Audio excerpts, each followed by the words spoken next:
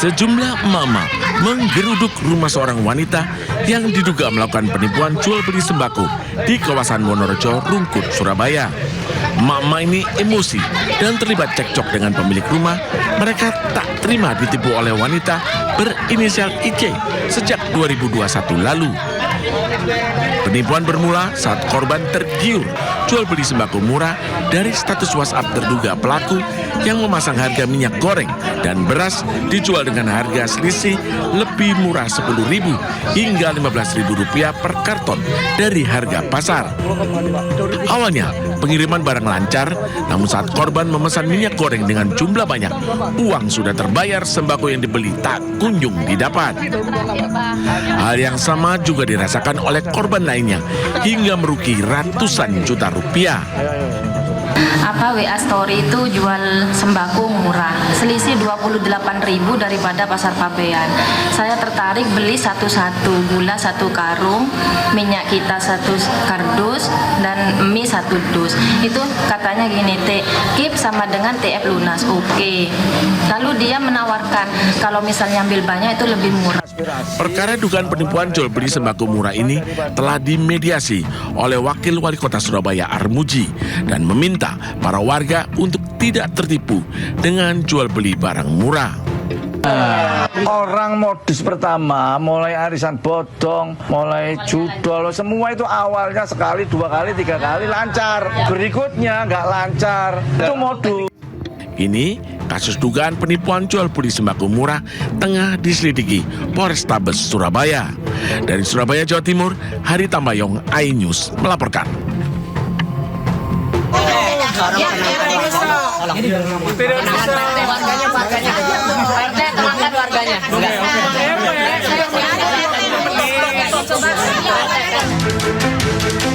Sejumlah warga perumahan Alam Serupa 2 Ciputat, Tangerang Selatan menggeruduk peternakan ayam komersial yang berdiri di tengah permukiman padat penduduk.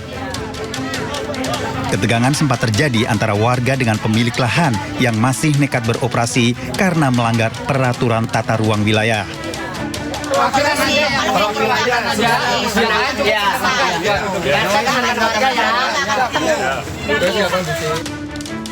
Aksi protes warga ini dilakukan karena setiap harinya mencium aroma tak sedap dari lahan peternakan ke area permukiman.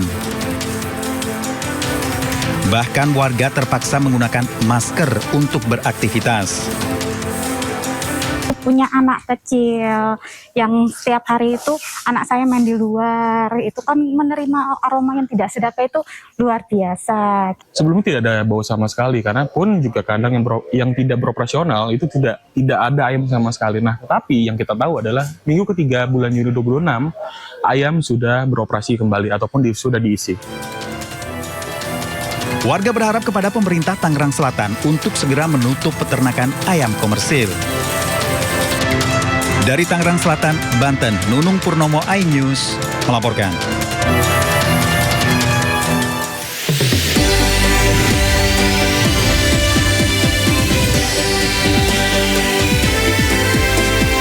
Polisi gelar olah tempat kejadian perkara kecelakaan maut di jalur Pantura, Indramayu yang menewaskan 12 orang.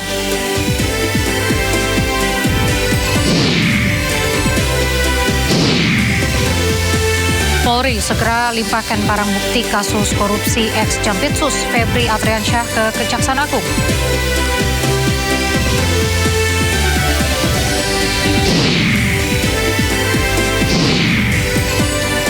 Polda Metro Jaya dan Kejaksaan Negeri Jakarta Selatan kompak menolak permohonan pra-peradilan yang diajukan Roy Suryo.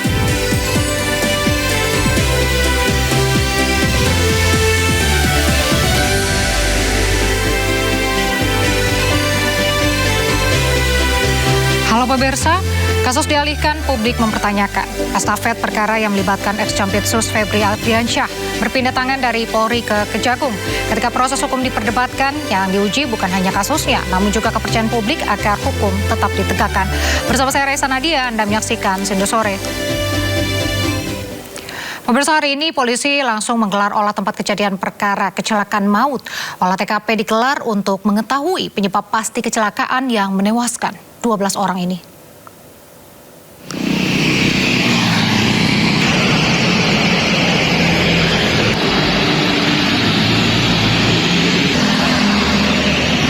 TKP digelar di jalur Pantura, Desa Kiajaran, Lo Bener, Indramayu, Jawa Barat. Olah TKP menggunakan teknologi terkini untuk membaca gerakan kendaraan.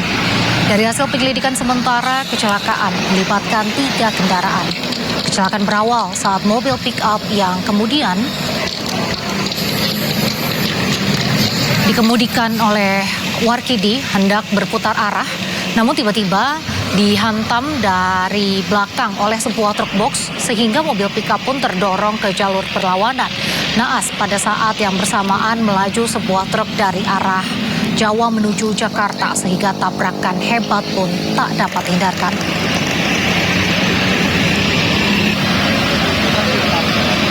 Ini dihajar. 9 korban tewas dalam kecelakaan rombongan pengantin di Indramayu dimakamkan secara bersamaan pada Senin pagi. Sementara olah TKP rencananya digelar hari ini. Suasana duka menyelimuti Kampung Cemeti, Desa Cempeh, Kecamatan Lelea, Kabupaten Indramayu pada Senin pagi. 9 korban kecelakaan maut dimakamkan bersamaan di Desa Cempeh. Dari 9 korban tewas, 3 diantaranya adalah anak-anak. Saat kejadian, ketiga anak ini ikut bersama orang tuanya mengantar pengantin. Sementara 6 korban lainnya masih dirawat di Rumah Sakit Mitra Plumbon, Indramayu. Rencananya hari ini Ditlantas Polda Jawa Barat menggelar olah TKP untuk memastikan penyebab utama kecelakaan.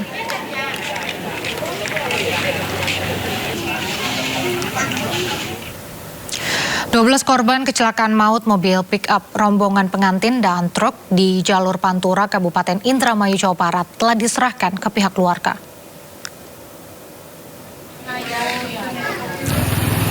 Seluruh jenazah korban kecelakaan maut di jalur Pantura, Kiajaran, Kabupaten Indramayu telah diserahkan kepada pihak keluarga di Desa Cempeh, Kecamatan Lelea, dan Desa Kiajaran Kulon, Kabupaten Indramayu pada Minggu malam.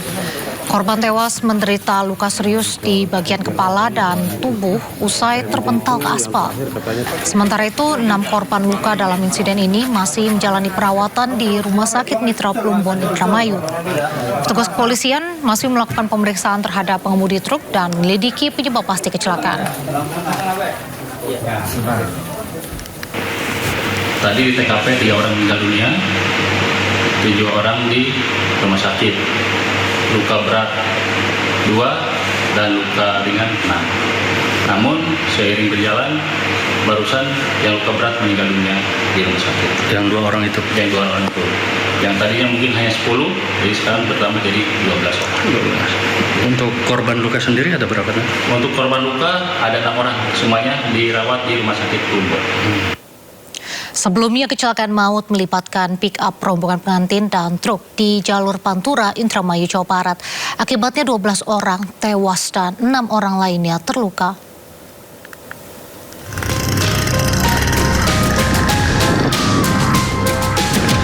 Inilah rekaman video amatir warga sesaat setelah sebuah pick-up rombongan pengantin ditabrak truk di jalur Pantura, Desa Kiajaran Kulon, Loh Bener, Indramayu, Jawa Barat.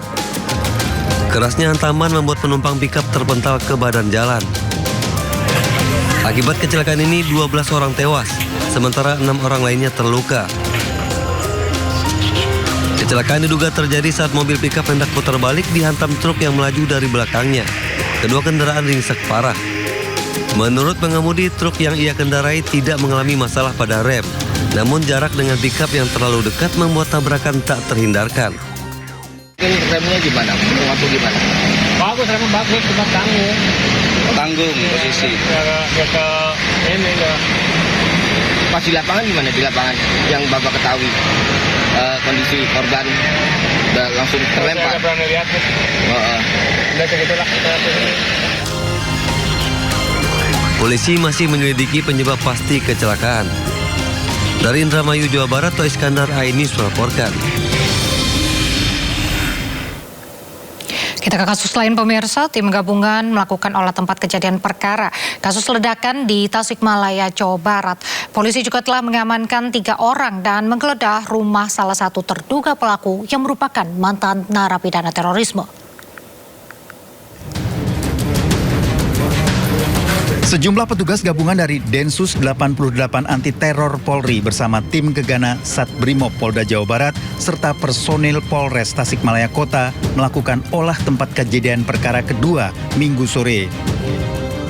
Selama olah TKP, akses menuju titik utama jalan Dadaha ditutup sementara. Petugas juga telah menggeledah rumah terduga pelaku berinisial AAS yang merupakan mantan narapidana terorisme di Kampung Gunung Koneng, Kelurahan Cilembang, Kecamatan Cihideng, Kota Tasikmalaya, Minggu siang. Dari penggeledahan, petugas menyita sejumlah komponen racikan perakit bahan peledak. Sebelumnya kejadian ini bermula pada Sabtu malam sekitar pukul 23.00 waktu Indonesia Barat saat terjadi adu mulut antara pedagang jagung dan pedagang tahu gejrot yang diduga dalam pengaruh minuman keras. Situasi kian memanas saat datang tersangka AAS yang merupakan penjual es teh sekaligus ex-narapidana terorisme sehingga memicu terjadinya suara ledakan dari arah belakang. Saat ini kami masih melakukan penyelidikan sampai dengan sekarang dan nanti mungkin hasilnya akan kami sampaikan. Ada berapa orang yang diamankan? Untuk sementara terakhir tadi pagi kita mengamankan 3 orang untuk kita minta keterangan. Kapolres memastikan tidak ada korban jiwa maupun korban luka dalam insiden ini. Petugas juga telah mengamankan material racikan seperti pupuk KCL, belerang, bubuk aluminium, baterai, kabel, hingga remote pengontrol alarm. Polisi terus memperketat pengamanan di kawasan Dadaha dan mengimbau warga untuk tetap tenang serta menjaga kondusivitas lingkungan. Dari Tasikmalaya, Jawa Barat, Asep Juharyono, iNews melaporkan. Sebelumnya, sebuah ledakan besar terjadi di sebuah toko bangunan di Purwakarta, Jawa Barat. Seorang pekerja tewas setelah terpental sejauh 3 meter. Dengan raut wajah putus asa, Mansur, orang tua dari korban tewas ledakan toko bangunan ini tiba di lokasi kejadian, Desa Wanasari, Kecamatan Wanayasa, Purwakarta, Jawa Barat. Sang ayah tidak kuasa menahan kesedihan, namun ia tetap tidak diperbolehkan masuk melihat jasad putranya karena polisi masih melakukan olah tempat kejadian. Sebelumnya pada Minggu pagi, warga desa digegerkan dengan ledakan di toko bahan bangunan. Atap toko hancur, tembok pun jebol. Kerasnya ledakan mengakibatkan 3 rumah di sekitar rusak. Atapnya bolong dan kaca jendela pecah. Sementara satu karyawan bernama Joni tewas di lokasi. Katanya Pak Joni itu lagi kerja, lagi ngegurina besi. Tiba-tiba ada yang meledak dari lubang itu. Ya. Iya, Pak Joninya langsung mental ke sini sekitar 3 meter. Terlempar? Ya, terlempar dari sana ke sini tuh 3 meter. Penyebab ledakan masih misterius dan polisi terus melakukan penyelidikan. Dari Purwakarta, Jawa Barat, Irwan, iNews melaporkan. Ancaman bom terjadi di SDN Srengseng Sawah, Jakarta. Tim Gegana dan Densus 88 langsung datang dan tidak menemukan bom.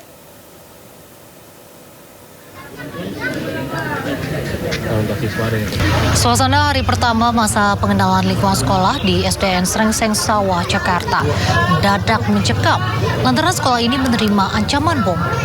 Tim Gegana Polda Metro Jaya bersama Densus 88 langsung ke lokasi untuk menyisir area sekolah. Ratusan siswa dievakuasi demi alasan keamanan. Meski tidak ditemukan bom, namun petugas tetap berada di lokasi untuk memastikan situasi benar-benar aman. Kita itu dapat WA, ya. Kemudian kami melaporkan ke RT, kemudian ke Polsek. Ya, setelah menunggu dari Polsek, kami juga mensituasikan anak-anak biar tidak panik. Setelah dari Polsek datang, ya, kemudian baru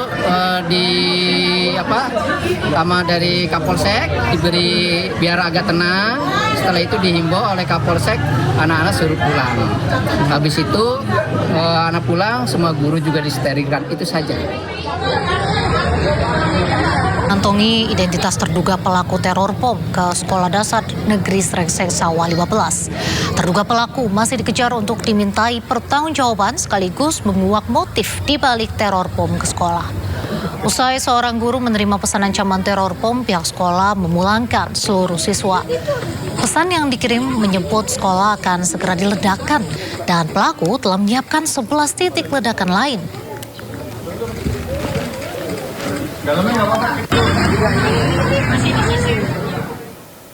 Kita beralih ke informasi lainnya. Pemirsa, hari ini Roy Suryo kembali jalani sidang pra-peradilan di Pengadilan Negeri Jakarta Selatan. Sidang hari ini beragendakan pembacaan jawaban dari pihak Polda Metro Jaya. Sidang dimulai pukul 9:35 waktu Indonesia Barat. Termohon telah melaksanakan tahap penyidikan secara berjenjang. Agenda sidang hari ini adalah pembacaan dari pihak termohon Polda Metro Jaya. Dalam sidang tadi, Polda Metro Jaya menegaskan bahwa penetapan tersangka sudah sesuai prosedur. Roy Suryo pun akan mengajukan replik untuk menjawab Polda Metro Jaya sebagai termohon. Undang-undang hukum acara pidana sebagaimana diatur dalam dilarang saling mendahului, ya gitu. Apalagi sesama lawyer yang terikat dengan undang-undang advokat, ya. Apalagi menyerang kliennya sendiri, itu fatal ya akibatnya. Sehingga penegasan saya tadi pagi cukup penting. Surat yang saya tanda tangan pada tanggal 11 Juli adalah merupakan hal yang sangat krusial. Kenapa sekali lagi ini penting? Ya, ini sebagai penutup saja, sekaligus juga supaya tidak terlalu tegang. Ya, kenapa kami memilih ya tim ini? Karena di sini ada Mas Refli Harun. Ya, kenapa Refli Harun? Reflik Harun. Ya, gitu. Nanti kita akan menjawab dengan replik. Replik itu adalah replik Harun. Gitu ya. Oke, sekian, terima kasih. Wassalamualaikum warahmatullahi wabarakatuh. Dan untuk mengetahui situasi terkini sidang pra-peradilan Roy Suryo, kita sudah terhubung dengan rekan Naura Syafikah di Pengadilan Negeri Jakarta Selatan. Selamat sore Naura, apa saja poin penting dari jawaban pihak Polda Metro Jaya?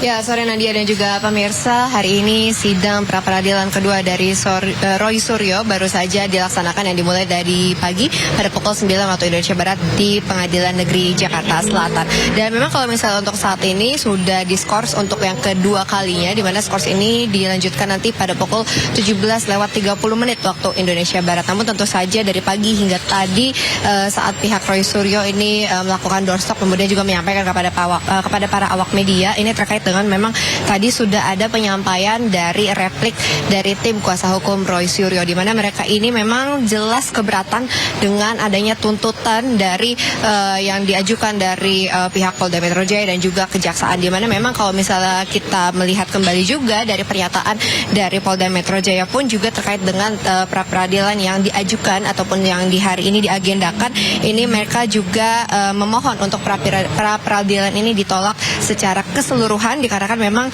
penetapan dari Roy Suryo menurut mereka ini dinilai sudah sesuai dengan prosedur hukum dan juga berdasarkan alat bukti yang sudah cukup. Dan tadi dari tim kuasa hukum Roy Suryo ini juga ada beberapa yang disampaikan, beberapa poin yang menurut mereka dari ajuan dari Polda Metro Jaya kemudian juga Kejaksaan ini masih ada yang sedikit ambigu, di mana tadi sempat menyampaikan bahwasannya untuk saksi ini total ada 148 saksi yang sudah diperiksa, dan hingga saat ini pun dari tim kuasa hukum ini menanyakan terkait dengan kredibilitas dari 148 saksi tersebut. Apakah memang ini berkompeten dalam bidangnya? Kemudian juga 148 saksi ini siapa saja, dan apakah memang dari saksi tersebut ini menghasilkan pun adanya putusan dari yang diajukan. Terkait hal itu memang pastinya nanti akan disampaikan kembali, dari mana tadi replik sudah disampaikan dari pihak pemohon, kemudian juga nanti duplik akan dilanjutkan di sore hari nanti, sehingga nanti kita akan memantau kembali jawaban ataupun juga tanggapan dari pihak seperti Polda Metro Jaya juga Kejaksaan. Dan kalau kita melihat juga untuk agenda selanjutnya ini akan dijadwalkan kembali untuk sidang lanjutan ya ataupun putusan pra-peradilan yang sudah dijadwalkan nanti akan dibacakan pada tanggal 20 Juli 2026 mendatang. Sementara itu Nadia kembali ke studio. Baik, terima kasih Naura melaporkan langsung dari Pengadilan Negeri Jakarta Selatan. Selamat bertugas kembali, kami tunggu perkembangan informasi selanjutnya. Polri segera limpahkan barang bukti kasus korupsi ex-Jampitsus Febri Adriansyah ke Kejaksaan Agung. Pelimpahan barang bukti akan dilakukan usai kepolisian melimpahkan perkara yang menjerat Febri Adriansyah tersebut ke Kejaksaan Agung.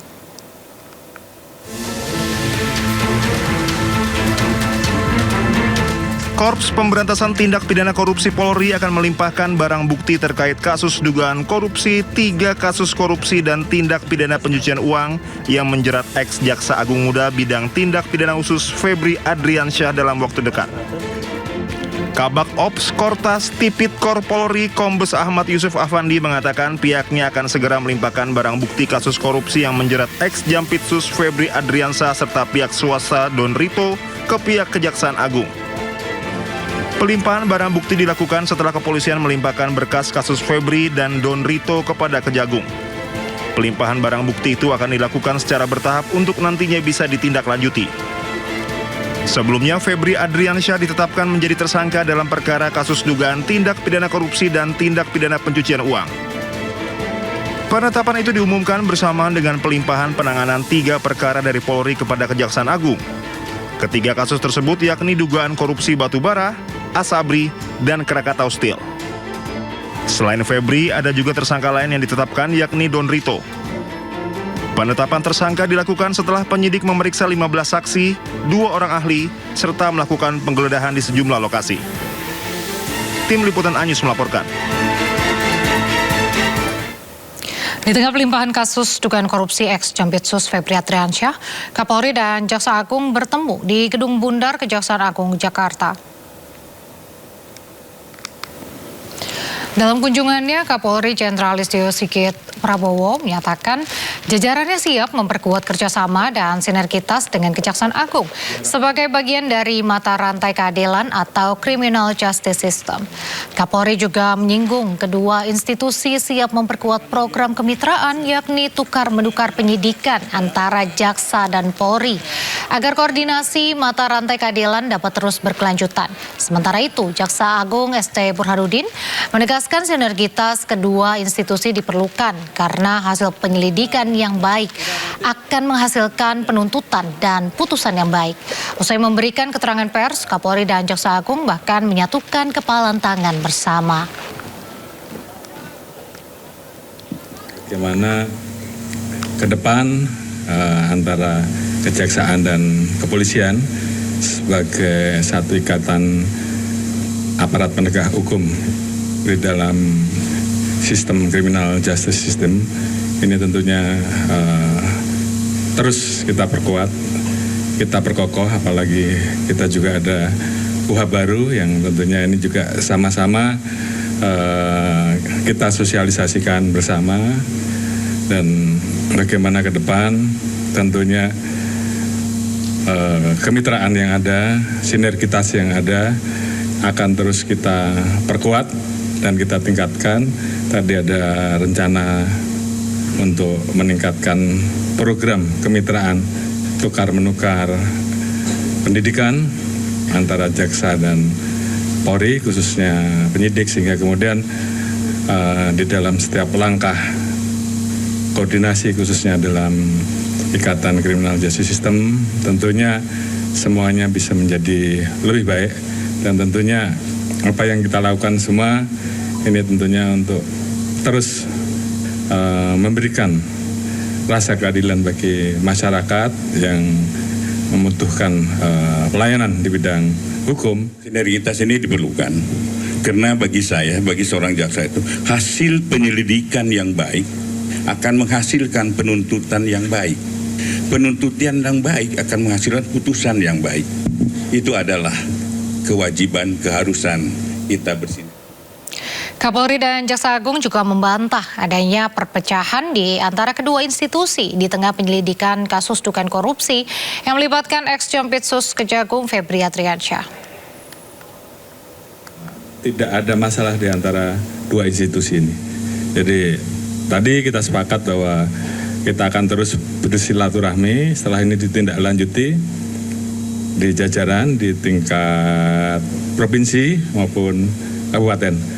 Karena kita juga menyadari bahwa banyak agenda-agenda program pemerintah yang tentunya juga harus kita jaga, harus kita kawal, karena ini semuanya tentu harapan kita semua menjadi program yang bermanfaat untuk masyarakat yang membuat Indonesia menjadi jauh lebih baik, dan tentunya itu dibutuhkan soliditas dan sinergitas.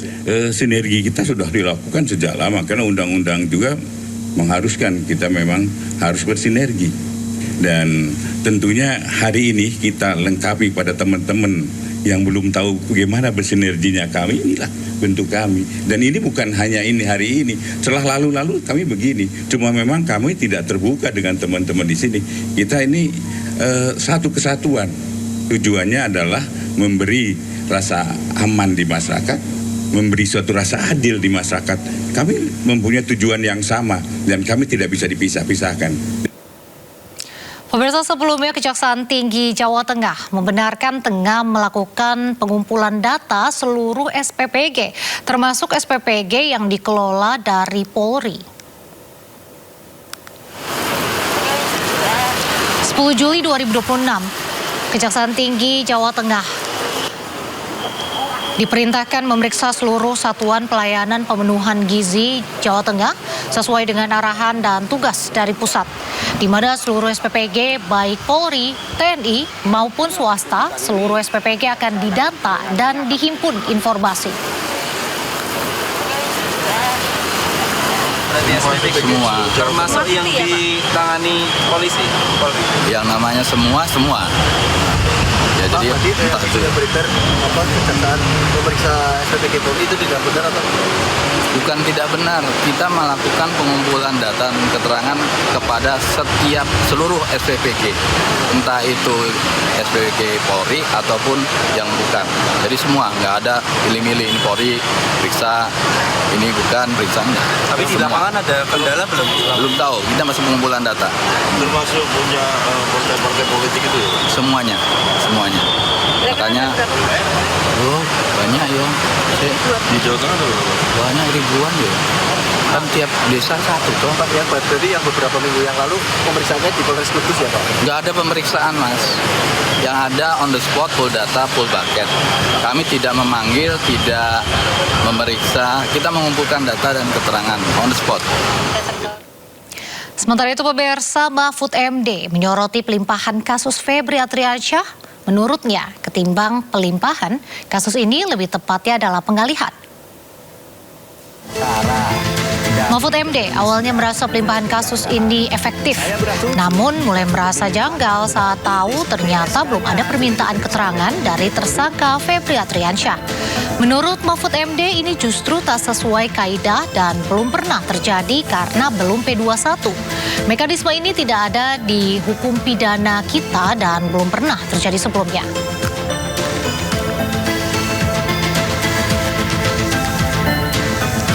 Pelimpahan perkara dari kepolisian ke kejaksaan. Saya berasumsi jika sudah dilimpahkan berarti TSK-nya sudah diperiksa oleh penyidik Polri dan sudah P21. Sehingga saat itu saya menganggap pelimpahan itu bagus dan efisien.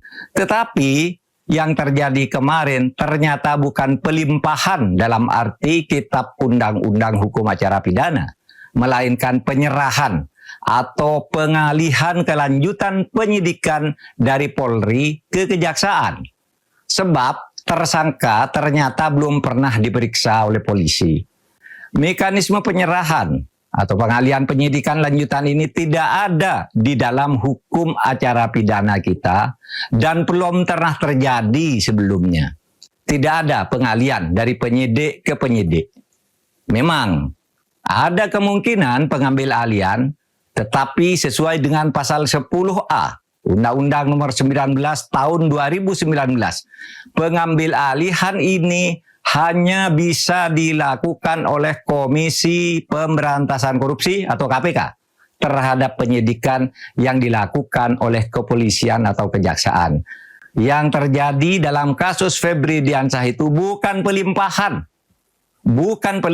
melainkan penyerahan atau pengalihan kelanjutan penyidikan kasus. Ini tidak dikenal, bahkan tidak dibenarkan menurut Kitab Undang-Undang Hukum Acara Pidana. Tidak salahlah Jika ada yang mengatakan bahwa pengalihan perkara mantan Jampitsus Febri Adriansyah ini adalah produk kompromi dari perang proksi agar jangkauannya terbatas pada tersangka dan tidak boleh menyentuh yang lain. Menjawab pandangan Mahfud MD soal penanganan perkara Febri Adriansyah, Ketua Komisi 3 DPR Habibur Rahman menilai proses hukum dari Polri ke Kejagung merupakan penyerahan, bukan pelimpahan. DPR juga berencana mendengar masukan dari Mahfud MD secara langsung. Bukan hanya berkepentingan untuk bicara, tapi kami justru harus mendengar, termasuk masukan dari Pak Mahfud. Apakah sudah sesuai dengan KUHP atau belum? Ya, kalau menurut Pak Mahfud belum sesuai dengan KUHP, ya mungkin kami juga akan undang Pak Mahfud. Ya, kami akan dengar pendapat beliau, kan beliau profesor. Ya, kita tentu soal keilmuan harus banyak belajar dari beliau. Kalau menjadi masukan ya akan kami teruskan. Ya, jadi kita belum sampai untuk kesimpulan itu, Pak. Memang itu bukan pelimpahan sebagaimana rangkaian hukum acara pidana dari penyidik ke penuntut. Ya, itu bukan, itu penyerahan penanganan perkara dari institusi namanya polisi, Polri, Bareskrim Kortas ke institusi lain, kejaksaan. Pemirsa, usai ditetapkan sebagai tersangka pada Sabtu 11 Juli lalu, keberadaan mantan Jampitsus Febri Adriansyah menghilang. Hingga kini keberadaannya masih menjadi tanda tanya, sementara surat larangan keluar negeri pun telah keluar.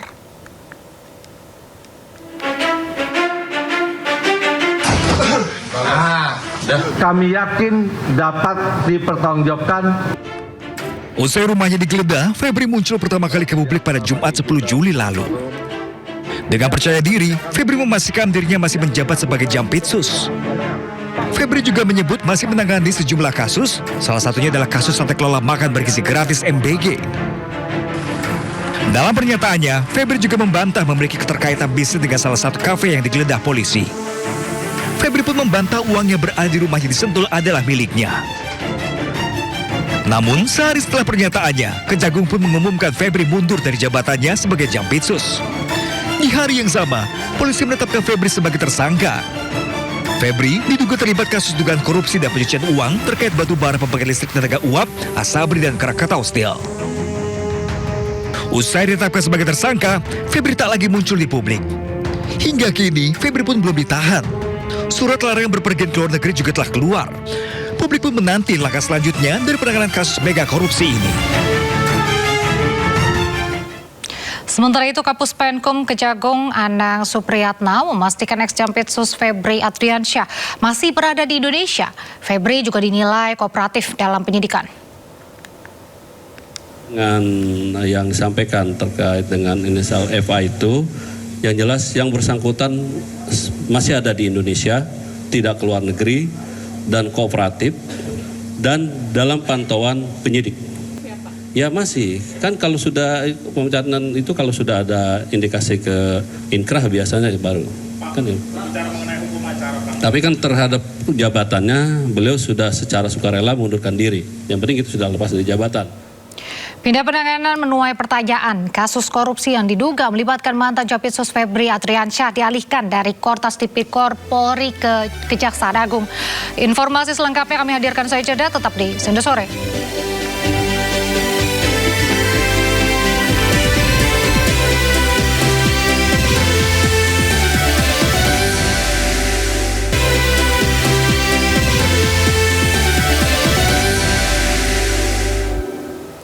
Terima kasih, masih di Sinde Sore. Pemirsa, Polri segera limpahkan barang bukti kasus korupsi ex-Jampitsus Febri Adriansyah ke Kejaksaan Agung. Pelimpahan barang bukti akan dilakukan usai kepolisian melimpahkan perkara yang menjerat Febri Adriansyah tersebut ke Kejaksaan Agung.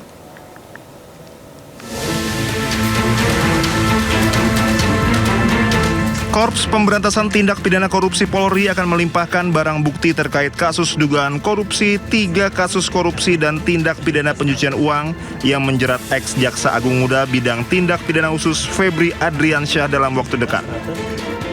Kabak Ops Kortas Tipikor Polri Kombes Ahmad Yusuf Afandi mengatakan pihaknya akan segera melimpahkan barang bukti kasus korupsi yang menjerat ex-Jampitsus Febri Adriansyah serta pihak swasta Don Rito ke pihak Kejaksaan Agung.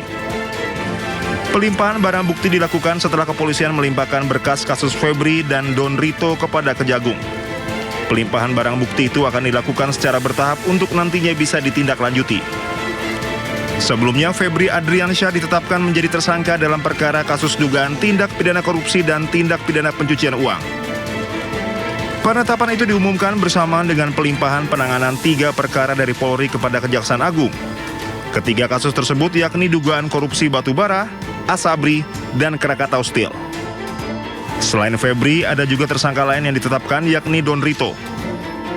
Penetapan tersangka dilakukan setelah penyidik memeriksa 15 saksi, 2 orang ahli, serta melakukan penggeledahan di sejumlah lokasi. Tim Liputan Anyus melaporkan. Dalam kasus yang menyeret ex-Jampitsus Febri Adriansyah, polisi menyita uang 476 miliar rupiah dan 74 kilogram emas batangan.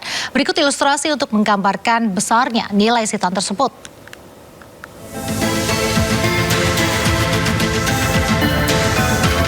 Penyidik Polri dan Polda Metro Jaya memamerkan barang bukti sitaan berupa uang tunai ratusan miliar rupiah dan 74 kilogram emas batangan. Harta fantastis tersebut disita dari penggeledahan di sejumlah lokasi terkait dugaan korupsi pasokan batubara PLN, Asabri, dan Krakatau Steel. Dan berikut perbandingan untuk menunjukkan betapa besar aset yang berhasil diamankan penyidik.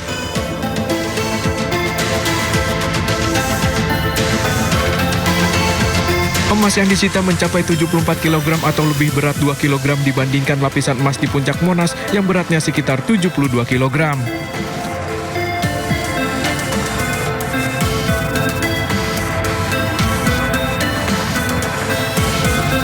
Selain emas, penyidik juga menyita uang tunai sebesar 476 miliar rupiah.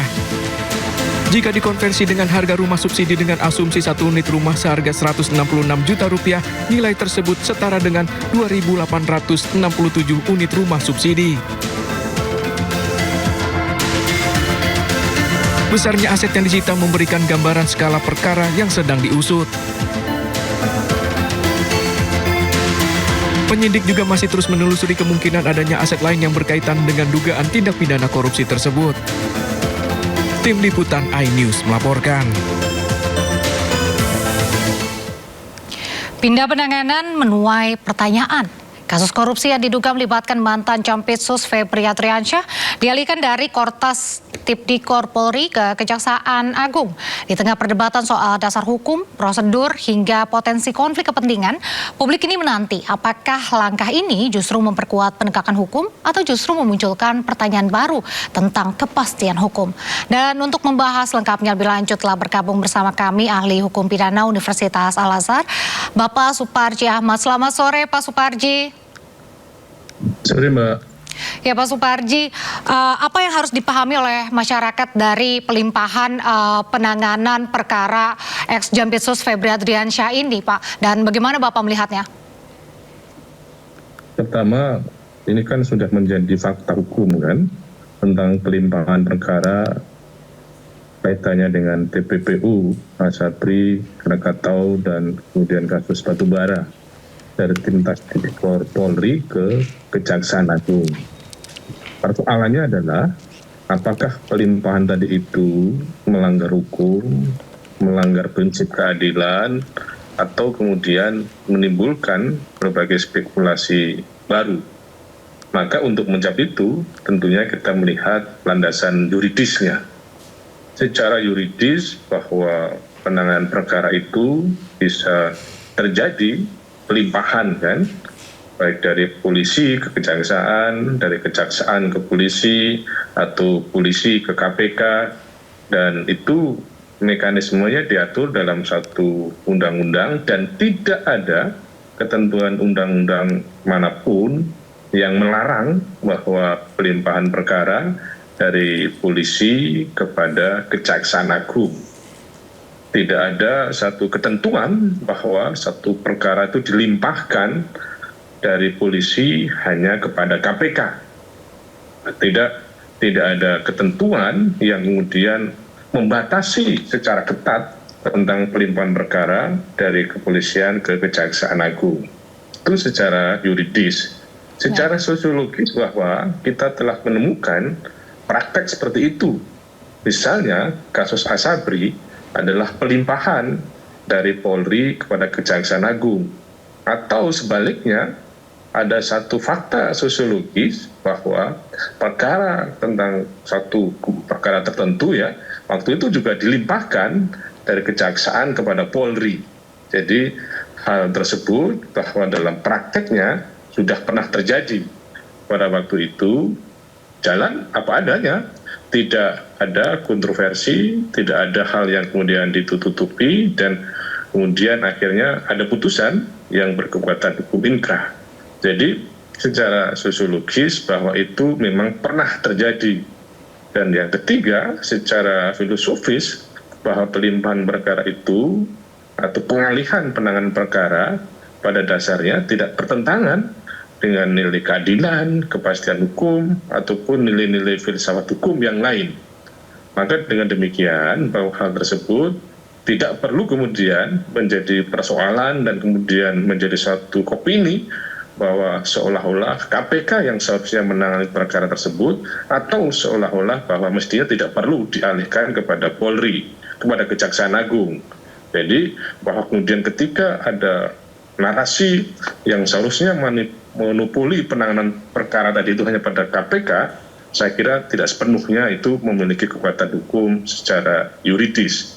Nah, yang dipersoalkan berikutnya adalah apakah kemudian penanganan perkara tersebut itu bisa memastikan bahwa semua berjalan secara fair, bisa berjalan secara transparan, sampai kemudian menciptakan pada sebuah keadilan. Jadi esensinya bukan pada persoalan pengalihan penanganan perkara, tetapi yang paling esensi adalah bagaimana kasus tersebut bisa diungkap sampai seterang-terangnya, sampai ke akar-akarnya, siapapun yang terlibat adalah diminta pertanggungjawaban hukum. Itu sebetulnya urgensi yang paling mendasar, bukan sekedar mempertentangkan tentang pengalihan penanganan. Publik punya hak untuk kemudian mempertanyakan mengapa kemudian itu dialihkan, mengapa kemudian tidak ditangani langsung saja oleh Timnas Tipikor, atau sebaliknya mengapa tidak dialihkan kepada KPK. Hal tersebut pada faktanya sudah menjadi realitas, yaitu dialihkan dari Polri kepada Kejaksaan Agung, sehingga yang paling utama adalah bagaimana proses ini menjadi cepat dan mengedepankan praduga tidak bersalah dan tidak mengembangkan narasi-narasi yang sebetulnya kontradiktif dan tidak memiliki justifikasi secara normatif yuridis, bahwa kemudian khawatir nanti akan ada misalnya pemilihan pihak-pihak yang diminta pertanggungjawaban, atau kemudian akan ditutup-tutupi tertentu. Maka hal tersebut saya kira bisa diantisipasi dengan meningkatkan pengawasan, atau sebaliknya jika khawatir misalnya ada keengganan, kesungkanan misalnya kepada mantan Jampitsus, maka untuk penanganan perkara ini ya perlu dibentuk penyidik-penyidik baru yang dulu tidak menangani kasus Asabri atau menuntut kasus Krakatau Steel itu, sehingga semuanya itu semua berjalan secara kredibel, secara bertanggung jawab. Jadi bahwa kalau kita pertanyakan apakah pengalihan ini akan memperkuat atau sebaliknya kompromi, maka tentunya akan kita dorong, kita semua wali kewajiban untuk memperkuat memperkuat kepada proses penegakan hukum itu sesuai dengan fakta yang sebenarnya. Itu yang harus dilakukan. Berarti dalam pelimpahan penanganan perkara ini tidak ada pelanggaran prosedur dalam prosesnya, Pak, menurut Pak Suparji? Tidak ada satu mekanisme yang dilanggar, ya. Baik secara prosedur, kewenangan maupun secara substantif, kan.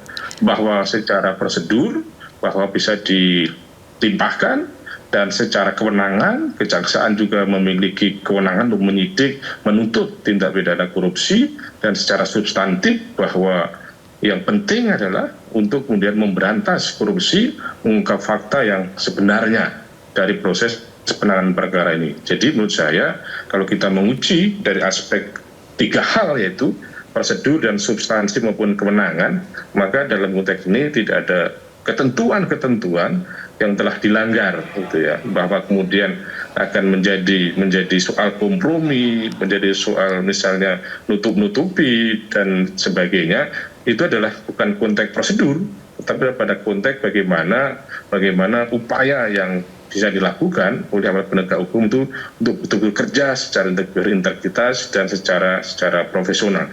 Jadi kalau ada pelanggaran prosedur, ada pelanggaran kewenangan, maka ya bisa saja dilakukan misalnya mekanisme pra peradilan ya, untuk kemudian menguji tentang sah dan tidaknya penetapan tersangka, menguji sah tidaknya misalnya penggeledahan atau kemudian penyitaan, tetapi bahwa pengalihan atau pelimpahan penanganan perkara ini bukan bagian dari objek pra peradilan, tetapi yang menjadi dasar bahwa bisa dipastikan semua pihak itu terlibat, dan DPR saya kira kan juga sudah sangat responsif kan untuk menangani perkara ini, maka menurut saya tidak akan terjadi main mata atau main-main dalam penanganan perkara ini. Gitu. Ya, tapi Pak Suparji, mungkin yang dikhawatirkan publik adalah bagaimanapun ex-Jampitsus Febri Atriansyah ini adalah bagian dari institusi Kejaksaan Agung sendiri. Lalu bagaimana bisa menangani perkara dengan transparan atau independen begitu? Ya, menangani perkara supaya transparan dan independen, maka pertama dipilihlah ya bahwa penyidik-penyidiknya tidak ada konflik kepentingan dengan ex-Jampitsus kan. Penyidik-penyidiknya adalah yang memiliki reputasi untuk bisa berpikir secara independen dan berintegritas, dan penyidiknya bisa melepaskan dari misalnya ewo-kewo atau kemudian ada keengganan, ketakutan gitu. Saya kira itu salah satu caranya. Nah, selama ini kan juga kejaksaan misalnya menangani perkara-perkara yang dilakukan oleh jaksa-jaksa itu sendiri. Jadi sering terjadi. Mungkin ini beda fenomenanya karena Jampitsus ya, kemudian bagaimana dulu mantan bawahannya dan sebagainya, maka bisa dipilih orang-orang yang betul-betul kredibel dan independen. Dan yang kedua adalah dilakukan dengan pengawasan yang efektif ya, pengawasan yang intensif ya dalam proses penanganan perkara ini, baik dilakukan oleh Komisi Kejaksaan, oleh Jamwas, atau kemudian dilakukan oleh masyarakat atau media, termasuk kemudian fungsi pengawasan dari DPR. Demikian pula yang juga menjadi penting adalah supervisi dari KPK. Ya, bagaimana KPK sesuai dengan tupoksi yang dimiliki adalah melakukan supervisi dalam menangani perkara ini. Jadi banyak instrumen untuk bisa memastikan terjadinya penegakan hukum dalam kasus ini tidak terjadi kompromi, tidak terjadi misalnya untuk misalnya melindungi mantan atasannya dan sebagainya, karena dunia semakin transparan, proses penegakan juga semakin bisa diakses berbagai pihak. Jadi yang ketiga, instrumen yang bisa dilakukan untuk memastikan dalam penanganan perkara ini, maka perlu ada satu perkembangan yang diungkap secara transparan, secara berkala, secara rutin, sehingga publik menjadi mengetahui. Tetapi semuanya harus tetap mengedepankan asas praduga tidak bersalah, gitu Mbak. Setidaknya ada 3 hal tadi yang bisa kemudian menjadi koridor untuk menguji bagaimana proses penegakan hukum itu bukan suatu hal yang kompromis itu. Baik, Pak Suparji dan juga pemirsa, ini dalam rapat bersama DPR membahas RUU perampasan aset, Wakil Ketua Umum DPN Pradi Sutrisno menyoroti mentalitas aparat penegak hukum di Indonesia yang kerap menyalahgunakan wewenang. Mari kita simak pernyataannya. Bahwa kalau kita bicara tentang mentalitas aparat penegak hukum di Indonesia, kita semua mungkin semua tahu bahwa banyaknya penyalahgunaan kewenangan yang dia miliki terhadap masyarakat, yang ini akhirnya merugikan bagi negara dan juga bagi masyarakat. Dalam beberapa bulan terakhir ini bisa kita lihat bahwa banyak aparat penegak hukum yang tindakannya itu sangat merugikan dan cukup menjadi satu pandangan bagi masyarakat bahwa hukum ini tidak pernah berpihak pada masyarakat yang paling bawah. Tentunya saya berharap DPR bisa bersikap tegas dalam membuat rancangan undang-undang ini. Maksudnya bahwa seharusnya nanti pejabat yang bisa ditunjuk sebagai pihak untuk menelusuri, termasuk untuk melakukan penyidikan terhadap aset-aset yang dimiliki oleh pribadi-pribadi orang yang diduga didapatkan dari hasil kejahatan, maka saya harapkan ke depannya bahwa aparat penegak hukum yang melakukan penyidikan ini adalah memang pejabat-pejabat yang betul-betul mempunyai integritas yang tinggi. Itu yang pertama. Yang kedua, mereka pun juga punya komitmen yang tinggi bahwa dia melakukan tugas itu demi kepentingan bangsa dan. Ya Pak Sutrisno, tadi kan maksud saya Pak Suparji, tadi kan Pak Sutrisno mengatakan bahwa mentalitas aparat penegak hukum di Indonesia ini kerap menyalahgunakan wewenang dan juga oleh karena itu pejabat yang menyelidiki aset kejahatan itu harus berintegritas. Nah, bagaimana ini untuk memastikan aparat penegak hukum agar tidak memiliki mentalitas tersebut dan justru harus berintegritas dalam menyelidiki aset-aset kejahatan deh Pak. Dan mungkin untuk kasus pelimpahan penanganan perkara seperti ini juga bukannya justru akan lebih ideal jika ditangani lembaga lain agar tidak muncul persepsi konflik kepentingan justru? Ya, bahwa soal integritas itu harus dimiliki seluruh anak bangsa ini, seluruh penyelenggara negara, bukan hanya aparat penegak hukum, bahkan partai politik juga harus memiliki integritas gitu. Jadi integritas itu memang sesuatu yang harus diimplementasikan secara otentik oleh seluruh anak bangsa, apalagi yang memiliki kedudukan-kedudukan seperti aparat penegak hukum, penyelenggara negara yang lain, baik eksekutif maupun legislatif. Karena persoalan yang mendasar terjadinya perilaku-perilaku menyimpang, penyalahgunaan kewenangan adalah soal integritas. Jadi saya setuju, tetapi tidak hanya terbatas pada konstruksi domain aparat penegak hukum, tetapi harus semuanya. Dan yang kedua, bahwa untuk memastikan soal integritas itu ya dimulai dari proses rekrutmen, ya, proses pengisian jabatan, ya, proses promosi dan lain sebagainya. Maka itu yang kemudian menjadi faktor yang perlu diperhatikan. Supaya apa? Supaya dalam menjalankan kewenangannya itu tidak melakukan penyalahgunaan wewenang, tidak menyalahgunakan sarana prasarana, kesempatan, dan lain sebagainya. Jadi rekrutmen itu adalah menjadi sesuatu yang sangat penting. Kemudian yang ketiga, bahwa dalam hal ketika sudah berjalan, maka pengawasan dan evaluasi secara berkala itu harus dilakukan bukan sekedar formalitas, bukan sekedar secara parsial, tetapi harus secara komprehensif, secara mendalam, dan secara menyeluruh. Sehingga fungsi-fungsi pengawasan tadi itu menghasilkan tentang adanya penyalahgunaan wewenang dan perbaikan-perbaikan secara signifikan. Dan yang keempat, apakah sebaiknya tidak dialihkan kepada misalnya instansi penegak hukum yang lain untuk menjamin terjadinya integritas, maka ini pun juga tidak akan menjamin bahwa soal pelimpahan pada institusi tertentu itu bisa memastikan terciptanya sebuah integritas. Karena juga kita menyaksikan bahwa di institusi-institusi tertentu juga terjadi penyalahgunaan wewenang. Maka ya bukan soal kelembagaannya, tapi adalah persoalan individu yang kemudian diberikan kewenangan dan soal pengawasan yang perlu dan didorong untuk lebih benar-benar pengawasan yang secara melekat dan kemudian secara mendalam. Jadi tidak ada jaminan juga gitu. Kalau kemudian dilimpahkan pada institusi tertentu, kemudian akan melahirkan penegakan hukum yang tidak terjadi konflik kepentingan.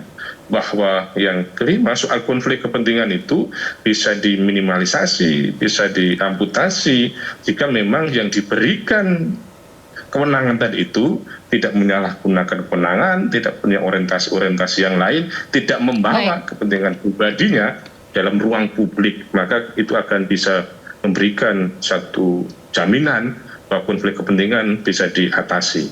Ya. Terakhir Pak Suparji, banyak yang beranggapan bahwa pelimpahan kasus ex-Jampitsus ini agar tidak berkembang kepada pihak lain atau memang nantinya jika ditemukan bukti ada keterlibatan pihak-pihak lain, bagaimana pendapat Anda? Singkat saja Pak. Ya, asumsi pemikiran tersebut adalah tantangan bagi penyidik yang diberikan kewenangan, bagi Kejaksaan Agung yang telah diberikan kewenangan menangani perkara ini.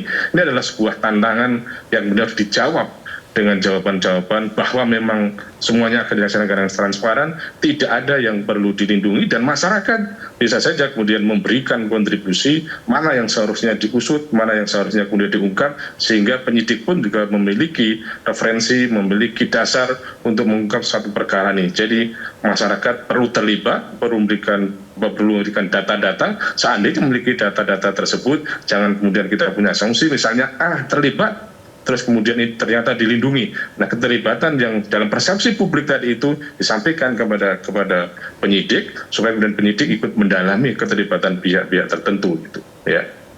Baik, terima kasih Pak Suparji telah berbagi bersama kami dan terima kasih juga atas waktunya di Sindo Sore. Sehat selalu Pak. Pak. Pemirsa, Menteri Pertahanan Syafri Syamsuddin mengumpulkan para pejabat negara yang masuk dalam Satuan Tugas Penertiban Kawasan Hutan atau Satgas PKH. Rapat digelar usai Febri Adriansyah yang sebelumnya menjabat Ketua Pelaksana Satgas PKH mengundurkan diri dari jabatannya sebagai Jampitsus. Rapat digelar tertutup di Kementerian Pertahanan Jakarta Pusat dan dihadiri sejumlah pejabat. Antara lain Panglima TNI Jenderal Agus Subianto, Jaksa Agung ST Burhanuddin, serta Kepala BPKP Muhammad Yusuf Ateh. Sejumlah hal dibahas, di antaranya optimalisasi, sinkronisasi, serta evaluasi pelaksanaan tugas Satgas PKH. Sementara itu, Satgas PKH saat ini belum memiliki pengganti ketua pelaksana usai Febri Adriansyah ditetapkan sebagai tersangka korupsi dan TPPU. Juru bicara Satgas PKH, Barita Simanjuntak, menegaskan dinamika hukum yang menjerat mantan Jampitsus Kejagung itu tidak akan mengganggu pelaksanaan tugas maupun pencapaian target Satgas PKH. Prinsip organisasi tidak ditentukan orang per orang, tetapi sistem tata kelola yang baik. Nah, jadi dengan itu kita memiliki mekanisme hukum. Ya, persoalan penegakan hukum adalah wilayah tersendiri yang dikerjakan, dikoordinasikan dengan baik dan prudent oleh Satgas. Makanya dalam melakukan 3 fungsi Satgas tadi, baik misalnya dengan Perpres juga penguasaan kawasan hutan, lalu pendampingan denda administratif, dan pemulihan aset di kawasan hutan, itu sudah berjalan selama ini dan lancar. Masalah penegakan hukum itu adalah ranah dari aparat penegak hukum dan dikoordinasikan dengan baik. Jadi itu tidak terpengaruh sama sekali dalam berbagai dinamika yang ada, karena prinsip hukum kita tidak tergantung pada orang perorangan, ya, tidak tergantung pada pribadi per pribadi, tetapi sistem pengelolaan yang diatur oleh mekanisme ketentuan peraturan itu yang kita kerjakan sebagai satu bentuk akuntabilitas organisasi yang dapat kita.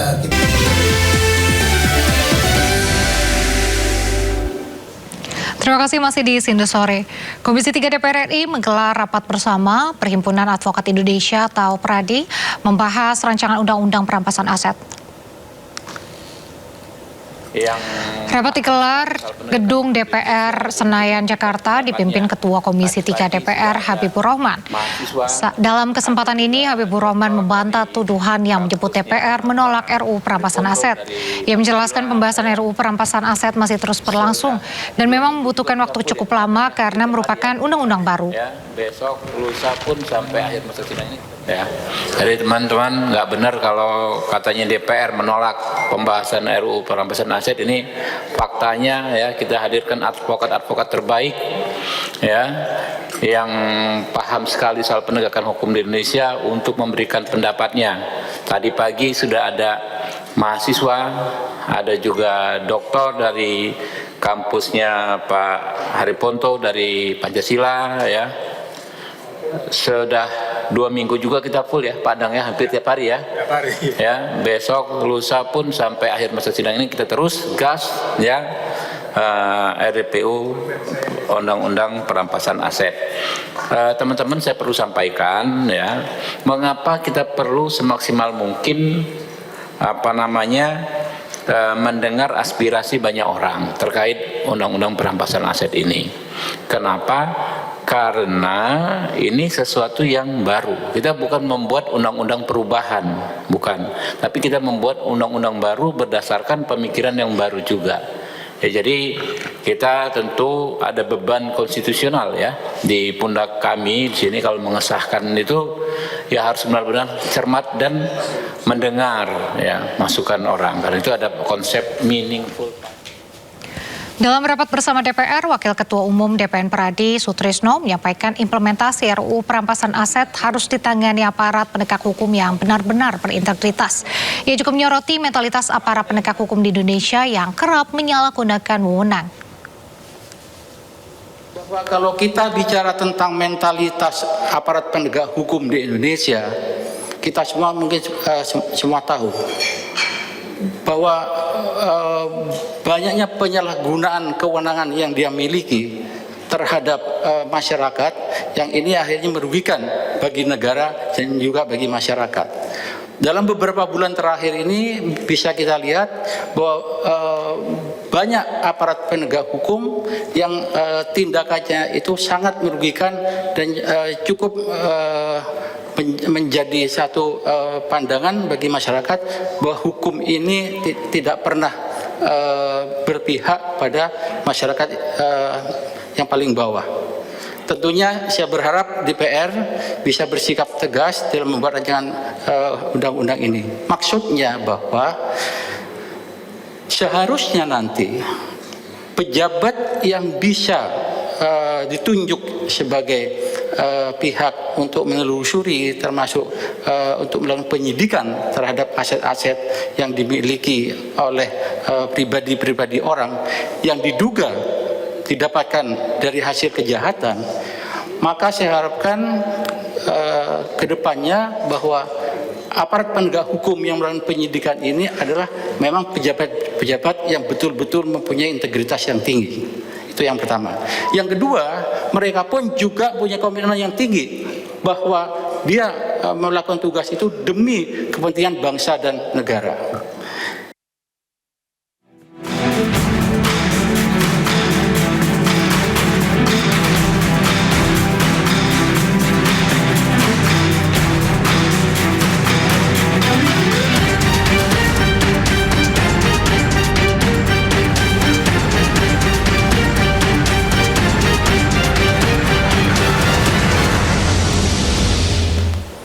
Pemerintah akan menjadikan Koperasi Desa Merah Putih sebagai jalur utama penyaluran berbagai barang subsidi di tingkat desa. Tujuannya agar bantuan pemerintah lebih tepat sasaran sekaligus mencegah praktik penyimpangan dan penyelundupan barang subsidi. Presiden Prabowo Subianto mengatakan Kopdas Merah Putih nantinya tidak hanya berfungsi sebagai lembaga simpan pinjam, tetapi juga menjadi pusat distribusi berbagai kebutuhan masyarakat yang mendapat subsidi pemerintah, mulai dari pupuk hingga LPG. Kepala Negara menjelaskan gagasan awal pembentukan Kopdas Merah Putih ini berawal dari keinginannya memutus ketergantungan masyarakat terhadap rentenir. Oleh karena itu, pemerintah mendorong pembentukan koperasi simpan pinjam di seluruh desa dan kelurahan yang jumlahnya mencapai sekitar 81.000. Keberadaan koperasi tersebut diharapkan mampu mengurangi praktik pinjaman berbunga tinggi yang selama ini membebani masyarakat desa. KDKMP nanti akan jadi pusat pelayanan ekonomi desa yang terintegrasi. Di dalam ada kantor koperasi, toko sembako, layanan simpan pinjam, apotek desa. Kita akan buka apotek di desa, obat-obatnya obat generik yang harganya jauh lebih murah dari apotek di kota. Akan ada logistik desa, akan ada gudang, akan ada cold storage, ruang pendingin, supaya hasil-hasil petani tidak akan rusak. Dan berbagai layanan ekonomi lainnya. Saudara-saudara, saya ambil keputusan, semua barang subsidi harus disalurkan kepada rakyat melalui Koperasi Desa Merah Putih. Penyelenggaraan Jakarta Fair Kemayoran 2026 berhasil mencatatkan nilai transaksi sebesar 8,2 triliun rupiah. Pemerintah Provinsi DKI Jakarta menilai capaian tersebut mencerminkan ekonomi Jakarta tetap terjaga di tengah dinamika global. Pameran multiproduk terbesar Jakarta Fair Kemayoran 2026 resmi ditutup pada 12 Juli 2026. Selama 32 hari penyelenggaraannya, JFK 2026 berhasil mencatatkan nilai transaksi sebesar 8,2 triliun rupiah dengan jumlah pengunjung mencapai 6,2 juta orang. Menurut Wakil Gubernur DKI Jakarta Rano Karno, Jakarta Fair Kemayoran bukan sekedar ajang pameran, namun mendukung pertumbuhan UMKM, industri kreatif untuk menggerakkan roda perekonomian kota. Rano berharap sektor perekonomian daerah yang digerakkan oleh pemerintah, industri kreatif, maupun UMKM dapat terus tumbuh dan menjadi pijakan penting bagi Jakarta menjadi kota global. Alhamdulillah antusias masyarakat Jakarta dan bahkan dari luar Jakarta sangat tinggi kembali. Terlihat pada penyelenggaraan tahun ini Jakarta Fair dikunjungi lebih dari 6 juta pengunjung. Transaksi menembus lebih dari 8 triliun rupiah. Alhamdulillah. Capaian tersebut mencerminkan optimis ekonomi Jakarta yang tetap terjaga. Jakarta Fair Kemayoran 2026 digelar sejak 11 Juni hingga 12 Juli 2026. Jumlah peserta pameran mengalami peningkatan menjadi 2.800 peserta dan 1.800 stand atau tenan dengan komposisi 55% sektor swasta dan 45% sektor UMKM.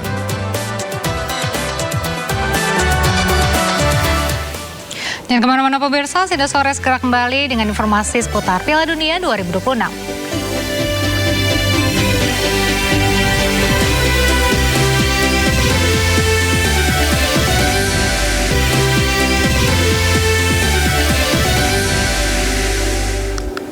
Kembali di Sindo Sore, Iran terus melancarkan serangan balasan ke pangkalan militer Amerika Serikat yang berada di sejumlah wilayah di Timur Tengah.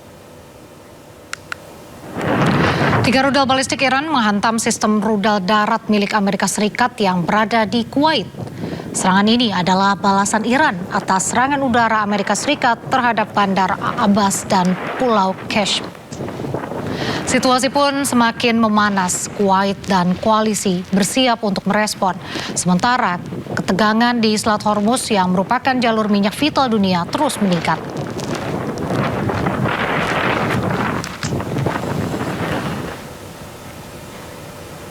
Garda Revolusi Iran kembali merilis video rekaman serangkaian serangan balasan yang dilakukan Angkatan Laut dan Angkatan Udara.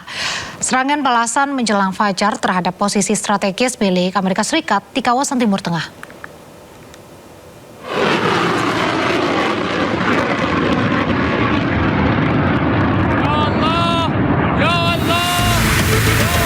Rudal-rudal kembali diluncurkan oleh pasukan Angkatan Laut dan Angkatan Udara Garda Revolusi Iran. Rangkaian serangan rudal Garda Revolusi Iran menargetkan pangkalan militer dan posisi strategis milik Amerika Serikat di kawasan Teluk. Pasukan Garda Revolusi Iran menuliskan pesan-pesan balas dendam di atas rudal, bertuliskan hingga tetesan darah terakhir. Serta manusia super dan harga diri Iran dilengkapi foto Ayatullah Ali Khamenei. Rangkaian serangan rudal dilakukan sebelum fajar. Serangan tahap ketiga ini dilakukan sebagai respon Iran terhadap serangan kejutan berskala besar Amerika Serikat yang dilakukan sebelumnya. Serangan Garda Revolusi Iran menghantam pusat dukungan logistik dan anjungan pengisian bahan bakar untuk kapal induk Amerika Serikat di Pelabuhan Duqm, Oman.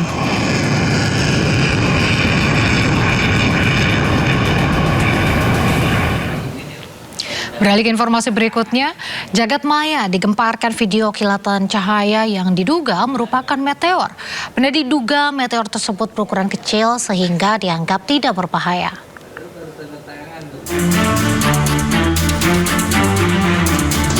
Jagat maya digemparkan video kilatan cahaya yang diduga merupakan meteor. Kilatan cahaya ini terekam kamera warga Jakarta Timur, Bekasi, Cirebon, Tasikmalaya, hingga Yogyakarta pada 11 Juli lalu. Di Cirebon dan Kuningan, warga melaporkan mendengar suara dentuman beberapa kali sesaat setelah meteor melintas.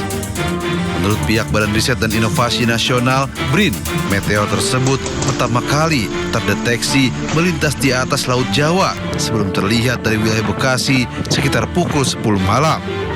Meteor ini berukuran kecil sehingga tidak berbahaya dan sudah sering terjadi di Indonesia.